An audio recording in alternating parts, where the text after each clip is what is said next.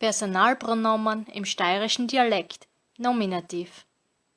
Ich, du, er, sie, es, mir, ihr, es, dei. Hier einige Beispiele. Ich bete zum Gott Donner.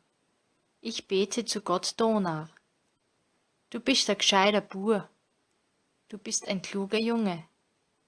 Er ist ein fescher Mau. Er ist ein gut aussehender Mann. Sie ist ein resches Madel. Sie ist eine lebhafte Frau. Es ist Sommerzeit. Es ist Sommerzeit. Wir mögen einen Tempel für unsere Götter bauen. Wir können einen Tempel für unsere Götter bauen. Ihr, es, seid starke Leid. Ihr seid starke Leute. Die sind fromme Leid. Sie sind fromme Leute. Dankeschön fürs Zuschauen. Wenn es euch gefallen hat, klickt auf Like und abonniert den Kanal. Bis zum nächsten Mal. Pfiat